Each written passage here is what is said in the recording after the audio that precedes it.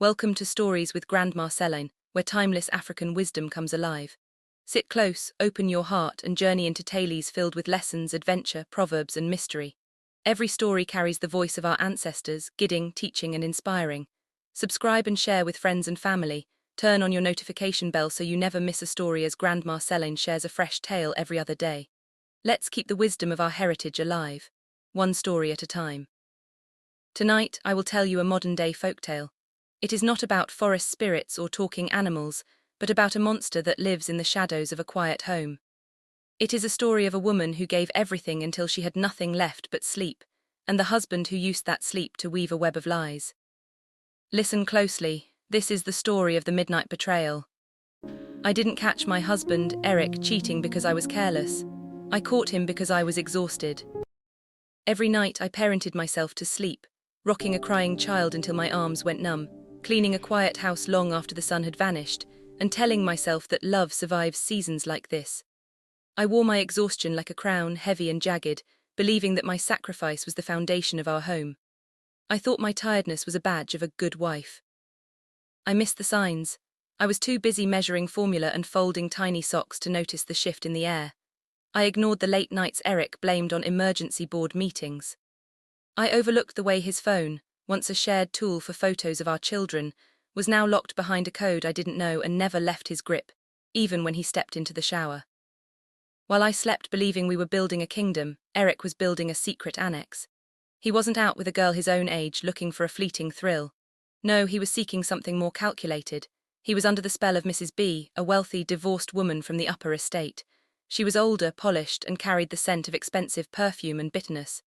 She didn't want a romance, she wanted to own a man who belonged to someone else. The way Eric's body lay beside me was a lie. He was physically there, but his spirit was already across town, tucked into the silk sheets of a woman who had already discarded her own marriage. By the time I finally woke up, not just from my slumber but from my denial, I realized the truth. Our marriage wasn't just breaking, it was already gone. The first crack in my world didn't come with a shout, but with a silent blue light. It was 2 I had just finished nursing our youngest back to sleep, my back aching and my eyes burning with the salt of fatigue. I crawled back into bed, expecting to find the steady, rhythmic breathing of my husband. Instead, I found a ghost. Eric was facing away from me, his back a cold wall of muscle. But underneath the duvet there was a faint, rhythmic pulsing of light. He thought I was dead to the world, buried under the weight of motherhood. He didn't know that a mother's ears are tuned to the slightest shift in the wind. I lay still, my heart hammering against my ribs. Through the gap in the covers I saw his thumb scrolling. He wasn't looking at news or sports. He was looking at a photo of a woman sitting in a garden, a glass of wine in her hand. It was Mrs. B even in the dim light of the screen. She looked regal, older, yes, but with a predatory stillness that made my skin crawl. "I miss the peace you bring me," Eric typed. The words felt like a physical blow to my stomach. I wanted to scream. I wanted to grab the phone and smash it against the wall. But my body felt heavy, anchored by the fear that if I spoke, my life would officially shatter. So I did the only thing a drowning woman could do. I closed my eyes and pretended to be asleep. I let the silence swallow me, while my husband's heart beat for a woman who lived in the light I no longer had the energy to chase. By morning, the blue light was gone, replaced by the mundane sounds of a busy household. Eric was the perfect picture of a doting father, kissing the children on their heads and complaining about how exhausted he was from his long hours at the office. You "You work work too too hard, hard, Eric. Eric," I said, my voice trembling ever so slightly as I handed him his coffee. I was testing the water, looking for a ripple. "It's all for us, Simmy," he replied, not meeting my eyes. "You know how much pressure the firm is under. Mrs. B, the new consultant, is a slave driver. She expects updates at all hours." There it was. He had spoken her name so casually, hiding it in plain sight. He was using the truth to mask a lie. He made her sound like a burden, a professional necessity, while I knew she was the destination he reached for when the house went quiet. As he leaned in to kiss my cheek before leaving, I didn't smell his usual cologne. Instead, there was a faint, lingering note of sandalwood and expensive oud, the kind of scent a woman like Mrs. B would wear. It wasn't on his skin, it was on his collar, as if he had been held closely by someone who didn't care about the stains they left behind. I watched his car pull out of the driveway, and for the first time the house felt like a cage rather than a sanctuary. The exhaustion I felt wasn't just in my bones anymore, it had moved into my soul. Weeks passed like a slow-motion car crash. I became a spy in my own home. I started noticing the gifts that began appearing: a new watch Eric claimed he bought with a bonus, a silk tie that came with a suit. I decided to see the woman for myself. I waited until Eric said he was staying late for a project wrap-up, and I took the children to my sister's house. I drove to the upper estate, a place where the gates are high and the secrets are kept behind manicured hedges. Mrs. B's house was a fortress of glass and stone. I parked a distance away and watched from the shadows. It didn't take long. Eric's car pulled into her driveway. He didn't look tired. He didn't look like the man who groaned about his back when he had to pick up a crying toddler. He moved with a lightness I hadn't seen in years. The front door opened and there she was. Mrs. B didn't greet him like a colleague. She leaned against the doorframe, a silk robe draped over her shoulders, looking at him with the hunger of a woman who had already won. She was twice my age and experience, a woman who knew that a tired wife is the easiest person to rob. As Eric stepped inside and the door clicked shut, the last bit of hope I held onto died in the driveway. I realized then that I wasn't fighting for a marriage, I was mourning a corpse. I drove home in a trance. The streets of the city looked different, darker, sharper. When I walked back into my house, the silence was deafening. I looked at the toys on the floor, the unwashed dishes, the remnants of the life I thought we were building. I went into our bedroom and sat on the edge of the bed. I didn't turn on the light, I just sat there in the dark waiting. I thought about the dark romance Eric was playing out. He thought he was the hero of a secret story, a man finding peace away from the chaos of a young family. He didn't realize that Mrs. B wasn't a refuge. She was a predator who specialized in broken things. She didn't love him. She loved the power of taking him from a woman who was too tired to fight back. When Eric finally walked through the door at midnight, smelling of that same sandalwood and lies, he found me sitting there. Simi, why are you Simi, sitting why in are the you dark? sitting in the dark? He asked, his voice dripping with fake concern. You should be sleeping, you're always so tired. I'm not tired anymore, Eric, I said, my voice as cold as the moonlight hitting the floorboards. I'm finally wide awake. The air in the room shifted. The safe marriage was officially over, the war had begun. Eric didn't flinch. That was the first sign of how deep the rot had gone. A man caught in a lie usually stumbles, but Eric simply sighed, the sound of a parent disappointed in a child. Simi, you're being dramatic because you're sleep-deprived, he said, tossing his keys onto the dresser. The metallic clink sounded like a gavel. I was at the office. Mrs. B is demanding yes, but she's the key to my promotion. Do you want this life or not? He was using the oldest trick in the book, gaslighting. He wanted me to believe my eyes were lying to me, that the car I saw in the driveway was a hallucination of a weary mind. I saw you, Eric, I saw the house, I saw the silk robe, I whispered. He stopped unbuttoning his shirt. For a second, a flicker of fear crossed his face, but he quickly masked it with anger.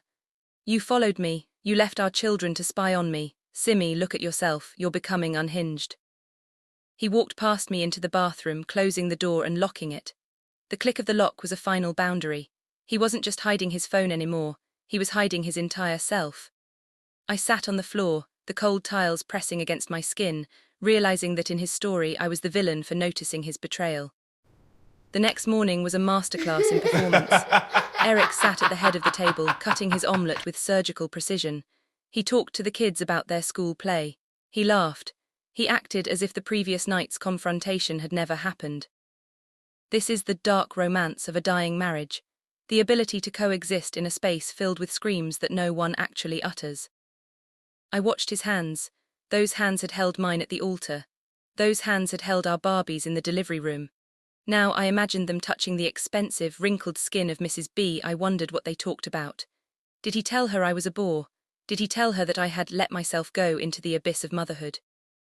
I'll be home late again, he said, wiping his mouth. Big presentation. Will Mrs. B be there? I asked, my voice steady. He looked at me, a sharp, predatory glint in his eyes. She's the one running it, Simi. Try to have dinner ready for the kids. You look like you need a nap. He left, and the silence he left behind felt like a thick, suffocating fog. He wasn't even trying to hide her name anymore. He was flaunting his work because he knew I was financially tied to him. He thought my exhaustion was his safety net. When the cat is away, the mouse doesn't play, the mouse hunts. I knew Eric was too smart to leave his phone unlocked, but he was arrogant. He believed I was too simple to understand the digital world he navigated. But I remembered his laptop. He had used it months ago to sync his cloud storage. With the children napping, I sat at his desk. My fingers trembled as I typed in his birthday incorrect. I tried our anniversary incorrect. Then a cold thought struck me. I typed in the date of his first big meeting with Mrs. B. Access granted. The screen bloomed into a gallery of horrors. There were emails that read like fever dreams. Eric wasn't just having an affair, he was being mentored in the art of leaving his soul behind. She's a weight around your neck, Eric, Mrs. B had written in one email. A woman who only knows how to be a mother forgets how to be a muse. Come to me tonight. Let's discuss your exit strategy. My breath hitched. An exit strategy. He wasn't just cheating, he was planning a disappearance. I scrolled further, finding photos I could never unsee. Mrs. B's home was a gallery of wealth, and there was Eric, looking like a king in her living room. In one photo, she was sitting on a velvet sofa, her hand resting possessively on his knee. She looked into the camera with a smirk, as if she knew that one day his exhausted wife would see this. It was a message meant for me. She was the muse, the woman with no stretch marks, no milk stains, and no responsibilities other than her own pleasure. I was the mother, the one who did the heavy lifting so he had the strength to go and play in her garden. I felt a sudden, violent surge of clarity. The exhaustion that had plagued me for years vanished, replaced by a cold, searing adrenaline. Eric thought he was playing a game of chess with a tired amateur. He didn't realize that a mother who has nothing left to lose is the most dangerous player on the board. I didn't cry, I began to download. Every email, every photo, every bank transfer he had made to business accounts that were actually offshore holdings in Mrs. B's name. That afternoon, I received a notification on our shared home iPad. It was a calendar invite from an unknown address. Event, private gallery opening hosted by Mrs. B. Location, the penthouse suite. Message, Eric, don't be late, your new life begins tonight. She had sent it to his secondary email, but because the iPad was synced, it sat there on the kitchen counter, glowing like a piece of radioactive waste. She wanted him there. She wanted to debut him to her circle of elite, cynical friends as her latest acquisition. She thought I was at home, folding laundry and falling asleep to the sound of white noise. I looked at my reflection in the darkened screen of the iPad. My hair was a mess, my eyes had dark circles, and I was wearing an old t-shirt. I didn't look like a muse. I looked like a woman who had been through a war. The kids are going to Grandma's tonight, I whispered to the empty kitchen. I walked to the closet and pulled out the dress I hadn't worn since before the children were born, a deep, blood-red silk. If Eric wanted a story about a dark romance, I was going to give him the ending he never saw coming.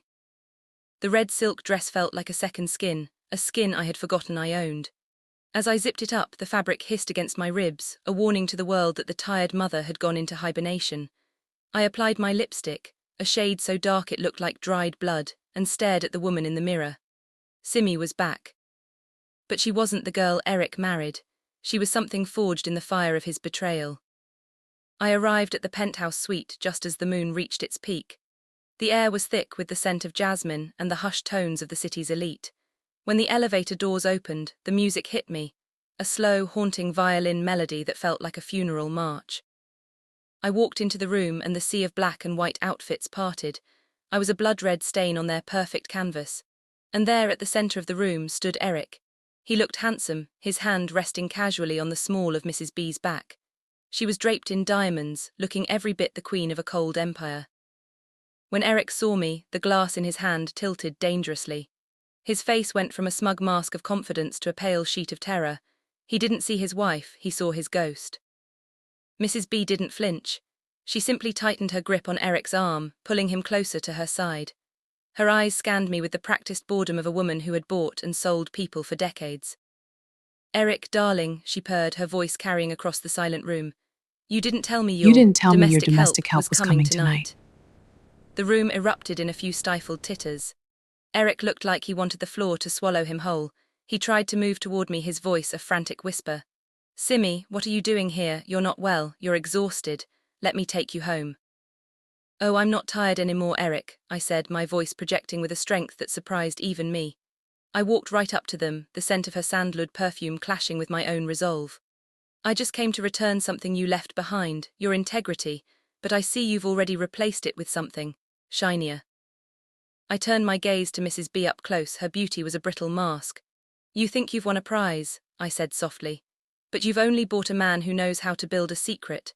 Tell me, when he starts sleeping in your bed, which one of your friends will he be texting at 2 a.m? The mask finally slipped. Mrs. B's face contorted into a snarl. Get this woman out of here, she commanded the security guards. Wait, I said, holding up a small, silver flash drive. Before I go, I think the guests would love to see the exit strategy Eric and Mrs. B have been working on. It's not just a romance, is it? It's a roadmap for how to skim from the firm's offshore accounts to fund a new life. The silence in the room became absolute. The elites weren't just here for the art. Many were investors in the very firm Eric and Mrs. B were bleeding dry. Simi, Eric shut grabbed my up. You wrist, don't know his what you are fingers talking digging about. into my Let skin. go of me! You're hurting Simi, shut me! up. You Then don't know what you're stop! talking about. I know exactly what I'm talking about, I hissed, leaning into his ear so only he could hear. I spent my nights parenting our children while you spent yours leaving a digital trail a mile wide. I didn't just wake up, Eric, I leveled up. I threw the flash drive into the center of a large bowl of expensive punch. Splash. The symbol of their shared crimes was now public property. The chaos was instantaneous. Security hesitated, unsure of whether to grab me or protect the flash drive. Investors began to whisper, their eyes turning sharp and accusatory toward Mrs. B. She shoved Eric away from her as if he was suddenly radioactive. I have nothing to do with his personal delusions, she snapped, trying to salvage her reputation. Is that so? I asked, pulling out my phone. I hit play on a voice recording I had captured from the iPad earlier that day, a recording of her telling Eric exactly which accounts to move the money into. Her own voice filled the penthouse, cold and calculating. Eric looked at her, then back at me. He realized the muse was about to sacrifice him to save herself. The dark romance was over, the survival instinct had kicked in. Simi, please, Eric pleaded, his voice breaking. Think of the children. I am thinking of them, I said, stepping back toward the elevator. I'm making sure they never grow up to be like you. I walked out of the penthouse and into the cool night air. The city lights flickered like dying stars. I didn't feel the rush of victory I expected. Instead, I felt a profound, hollow peace. I drove back to my house, the house that was no longer a cage. I walked into the nursery and sat in the rocking chair where I had spent 1,000 hours in exhaustion. For the first time in years, the room didn't feel heavy. Eric didn't come home that night. I knew he wouldn't. He was likely in a police station or a lawyer's office, watching his secret kingdom turn to ash. I looked at the clock. 3 a.m., the time when I used to wake up in a panic, wondering where his heart was. Now I knew it was nowhere, and my heart was finally back in my own chest, beating for me and my children. I laid my head down on the pillow. For the first time in my marriage, I didn't parent myself to sleep. I just closed my eyes and let the darkness be exactly what it was, a place to rest. The peace of the morning was short-lived. By 10 a.m. the vultures were circling. My phone buzzed incessantly with news alerts and frantic messages from Eric's family. The scandal had broken. Local architect and socialite consultant under investigation for embezzlement. I was in the kitchen making pancakes for the children when the doorbell rang. It wasn't the police, it was Mrs. B. She stood on my doorstep without her diamonds, her eyes shielded by massive dark glasses. She looked like a woman who had been awake for 3 days, but her posture was still a weapon. You think you've won, Simi, she hissed as soon as I opened the door. You've destroyed the father of your children. You've invited the law into your bedroom. Do you have any idea how much money I can spend to make sure you end up with nothing? I didn't invite her in. I stood in the doorway, the scent of maple syrup on my clothes a sharp contrast to her bitter aura. You didn't come here to threaten me, Mrs. B, I said calmly. You came here because the flash drive I threw in the punch was only the beginning. You want to know what else I have. Mrs. B flinched. For a woman like her, information was the only currency that mattered. I have the offshore logs, I lied. Well, it was a half-truth. I had enough to start a fire, but not enough to burn her whole forest down. But she didn't know that. I have the voice notes of you coached Eric on how to lie to the auditors. What do you want? She asked, her voice dropping to a low, dangerous growl. I want Eric out of this house, I said. And I want the college fund he drained for your investment replenished in full by you. If the money hits the account by sunset, the rest of the files stay in my cloud. If not, I send the password to the district attorney." She stared at me, and for a moment I saw a flicker of respect in her cold eyes. She recognized a predator when she saw one. "You were never as tired as he said you were," she whispered. "I was tired of him," I corrected, "not of myself." 2 hours after Mrs. B left, Eric finally crawled back. He looked pathetic. His expensive suit was wrinkled and his hair was matted. He walked into the living room and dropped to his knees, trying to grab my hands. "Simi, "Simi, she she kicked kicked me me out. out," he sobbed. She pulled the "She funding pulled from the my funding for firm." my firm. She's blamming everything on me. You have to tell them the files were a mistake. You have to save me." I looked down at him. This was the man I had stayed awake for. This was the man I had sacrificed my youth and energy to support. He looked like a stranger, a small, hollow shell of a person. "I didn't destroy you, Eric," I said, pulling my hands away. "You built this ruin. I just turned on the lights so everyone could see it." "We can start over," he pleaded. "I'll change. I'll be the husband you deserve. Think of the kids, Simi. They need a father who isn't in prison." "They need a mother who isn't a shadow," I replied. "Pack your bags, you have 30 minutes." Watching Eric pack was like watching a movie in reverse. He took the silk ties Mrs. B had bought him. He took the watch. He took the shoes that were meant for a life he couldn't afford. As he opened the dresser, he found a small wooden box. It was the box where we kept our wedding mementos, the dried petals from my bouquet, the cards we wrote to each other when we were young and broke. He held it for a moment, his shoulders shaking. "Do you remember "Do when we you moved in remember here?" when we he asked, moved his in voice here?" thick. "We didn't have a bed, we slept on the floor and laughed about it." "I remember," I said, standing by the door. "But that was before you decided that my laughter wasn't enough for you. You wanted the silence of a woman like Mrs. B because you couldn't handle the noise of a real life." He put the box down and didn't take it. He realized he no longer had a right to those memories. He zipped his suitcase, the sound final and cold.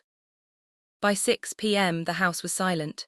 The children were asleep, and for the first time in 7 years Eric's side of the bed was empty, not because he was working late or at a meeting, but because he was gone for good.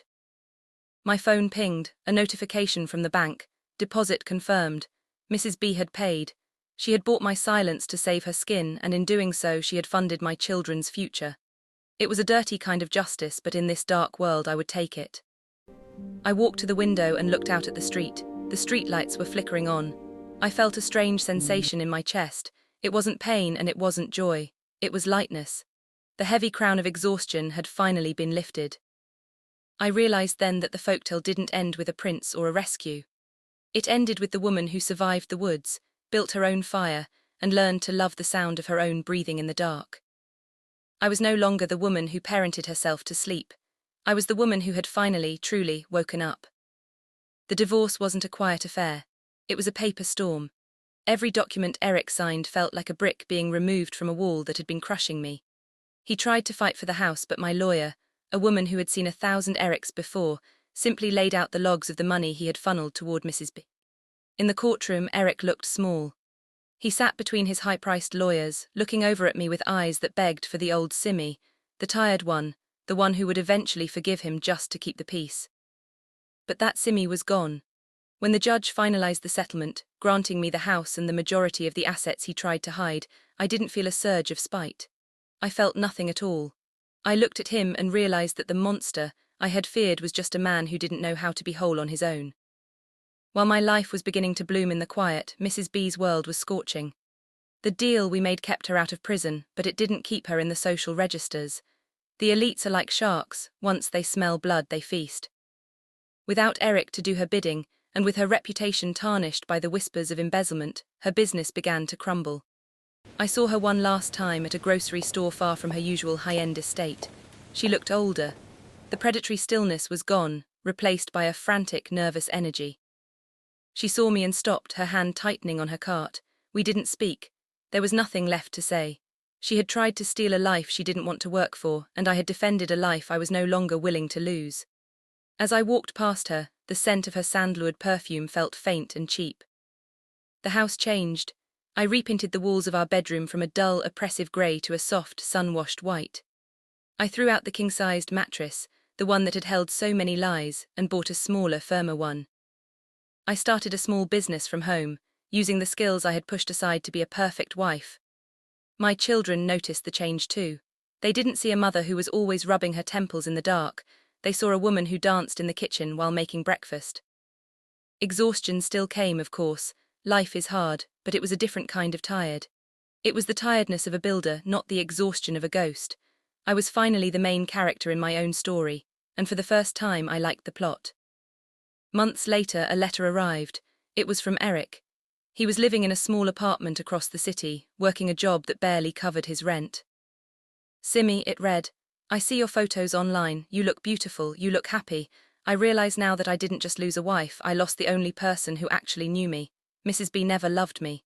She loved the version of me that was willing to betray you. Please, can we talk?"